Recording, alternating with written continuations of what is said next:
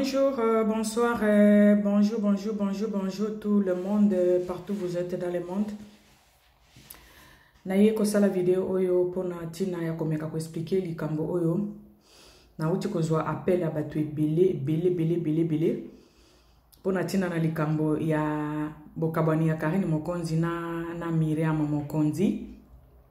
Je vous jure mes amis, nazoyo kisabino ba voice ba confondateur ya bana membre ba uti ko tindelanga ba voice ko expliquer nga makambo ebele boyebi awa tozalaka pour mututi awa chaîne nabino oyo to sale laka mutu musalati to lobaka kaka ba vérité, rien que de la vérité. Donc projet nabiso oyo ezali yako défendre, ezara juste yako défendre batu oyo tozo monake bazo sala injustice moko boye. To défendre ka batu wana, je crois batu oyo balanda ka ba vidéo nangai, ba analyse nanga ba yebi eno nga na salaka pona mututi.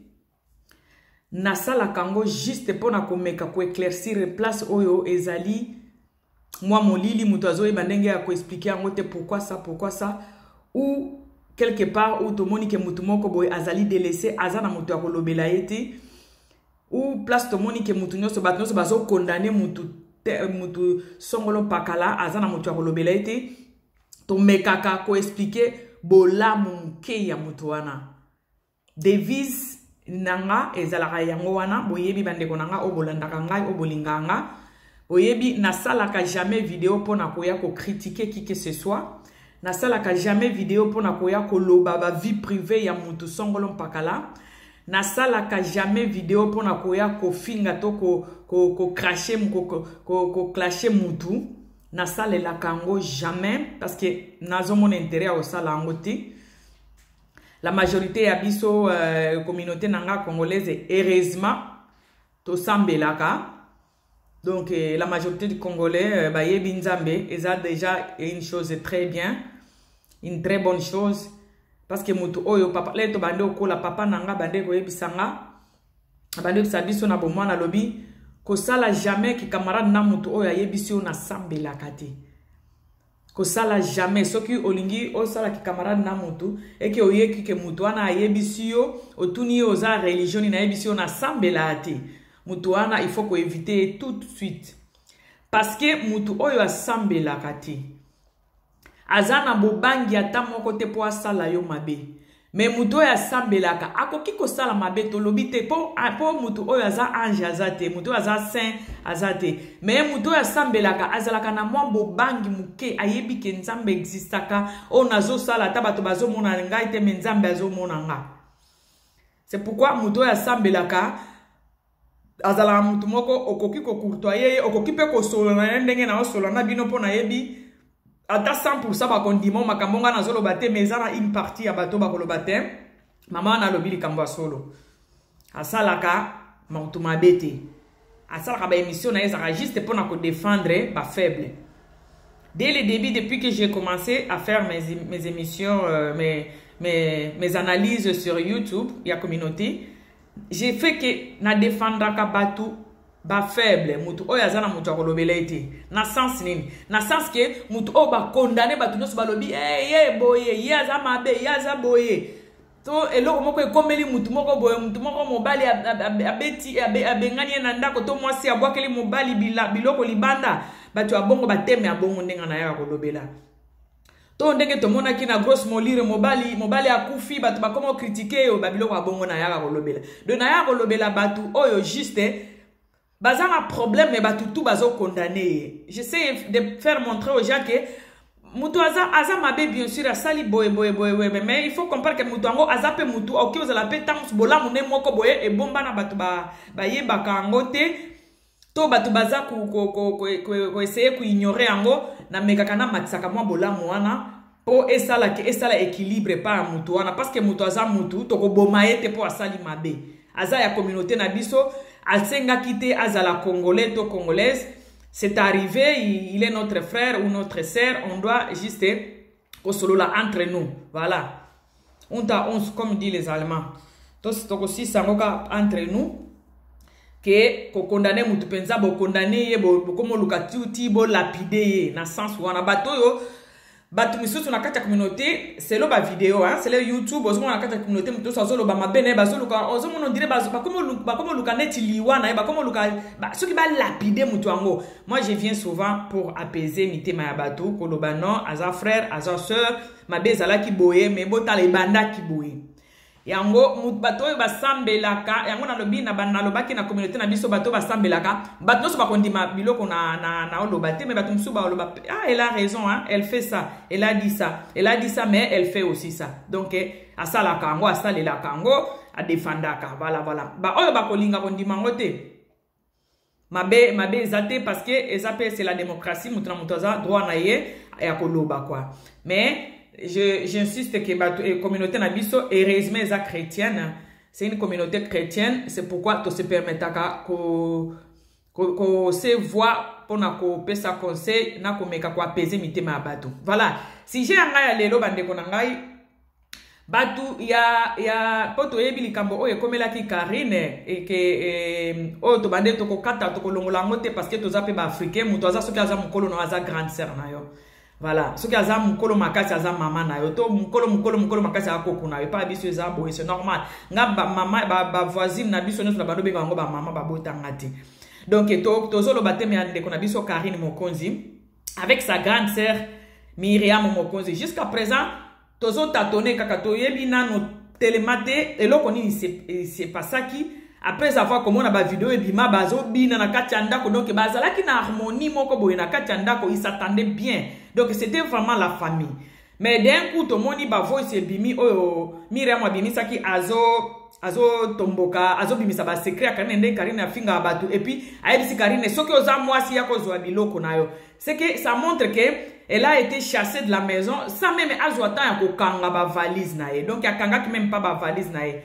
Et c'est loko moko, ils sont vraiment condamnables et puis ça fait mal. C'est à cause de cela que biso besoin mona tozo zongelaka. Tozo zongelaka loko ango. Pour tozolinga to éclaircir toute une communauté que je respecte beaucoup, ma communauté congolaise. Tozolinga to éclaircir la communauté. Qu'est-ce qui s'est passé réellement dans cette maison là? Donc Carrine baboa qui la qui est biloko liban, Carrine ba bima ki ka boendenge muto abima normal hein, jeune fille au cause na ba course né à quel gauche à quelle droite, to à quelle Belgique et pas maman nae.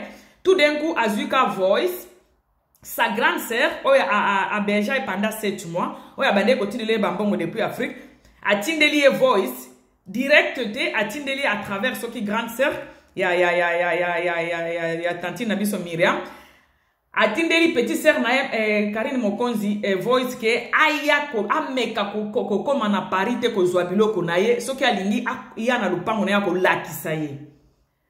Eko permettre nga ko tona kende su na Belgique te meka ko yawe pa nga ko zwa biloko na yo. C'est-à-dire biloko a Carrine ezana na kati anda kwa Miriam. Alors on veut savoir ce qui s'est passé. Voice msuto yo comme on a lobby na tinda ki biloko na tinda ki mama na yo na mbongo. Mais pourquoi qu'est-ce qui a fait que abengana leki na ndenge wana tina niveau que mutu wa kote su na ndako.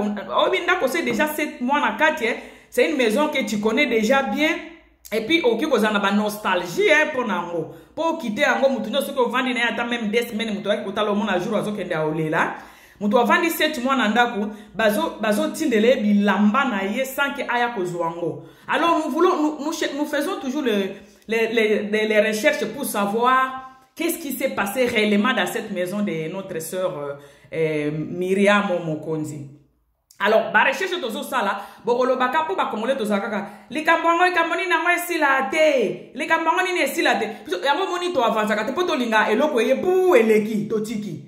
Mais okomona mundele ba bomaki mutu to basala ki mutu mabe ba miyibi ba kotela ki mutu na ndaku ba yiba ki biloko ne ba omona ba détective wana bazo sala ba démarche na bango omona après 10 ans ba yeko kanga nzoka ndeza la ki voisin mutu akota ke pa moninga après 10 ans.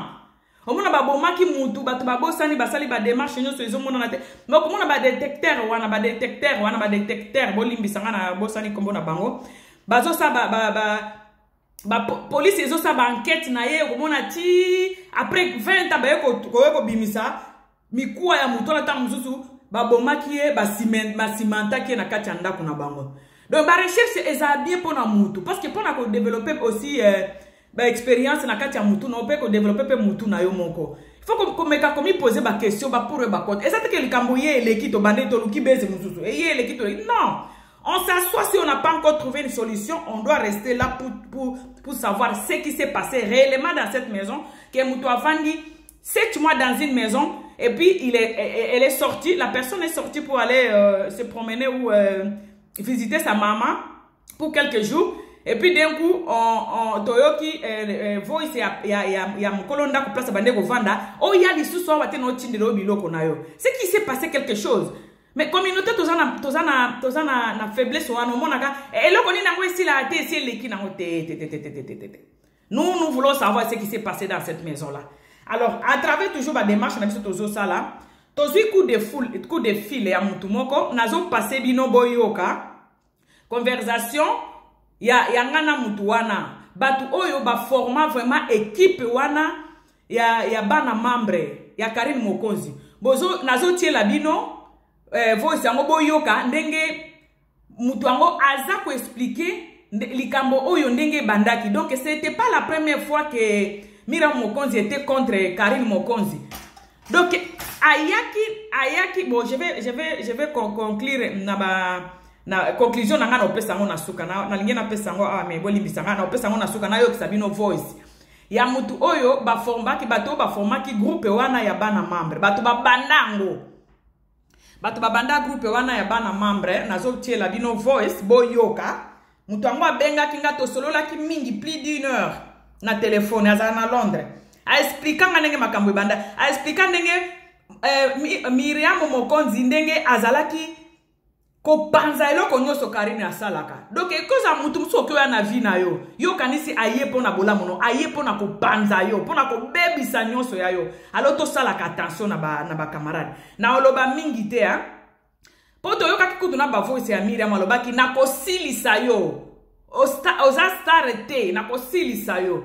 Donc Nzoka nde na groupe wana na bango ya bana membre wana Miriame Mokonzi asi asalaki makambo ebele asi abande abanza équipe ya Carrine wana malembe boyoka nazo tela bino voice oyo boyoka ngo conversation kutuza voice de conversation na bande osola na ye no tela bino partika muke bo comprendre role ya Miriame na kati ya via ya Carrine Mokonzi tolanda bandeko ya wana tokeyaki projet bana membre projet Carrine Mokonzi Francine ya tembo achi ba dispositif lokola wosa place to bando kinde kokuta na retrouvaille omoni loko yango place banda projet bana Carrine Mokonzi moto bomi projet Carrine Mokonzi wana moto ali banda kala pongai la zalaka susu na kati ya projet wana te mais je continue toujours à défendre Carrine Mokonzi. C'est Miriame moto ayaki ko Carrine Mokonzi mutamemaki ayaki ko boma projet wana c'est pas akimisaki ba fanatique ebele parce que memaki confusion ba mama lukala wana oyo zo yoka ba ye après biso de ba après donc ayiko cha donc poto ya sœur Miriame esalami kaka na makambo oyo te oyo zo koleka na ba réseaux sociaux bandakala a combattre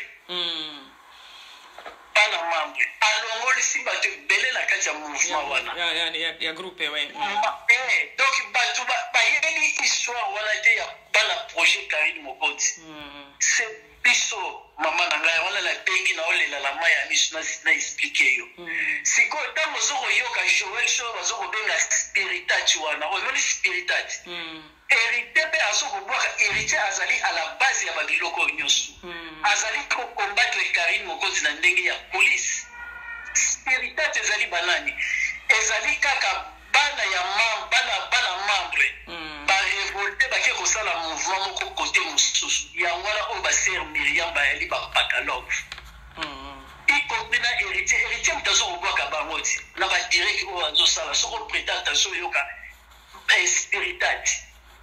Donc bato bazo ko soutenir Joël show balingi ko komisa ek concurrence ya Carrine Mokonzi y compris na héritier na kati omoni sifiko bisika problème angwe zali donc héritier azali na sima wana azali kobatama omoni bajuvenal ntango ake kosala émission na kempiana bapropos teni négatif ya juvenal donc ezali na bato bazali na nsima wana nayebi mutu wana ya spiritage donc asalaki yango na propre volonté na ye te epuis ayaki kosala yango na moment oyo Carrine Mokonzi azali fragilise nasalaki émission moko le même moment ntango batangi page na ye ya Facebook chaîne na ye ya YouTube problème na sœur Miriame séparation na ye na héritier Watanabe est-ce que ezalaki na moment oyo Juvenal akokaki kosala émission wana non abimisi voilà donc omoni même équipe nationale bango nyonso baza na kati bacorrompre bango à part le kecho mais toza kolinga kosalela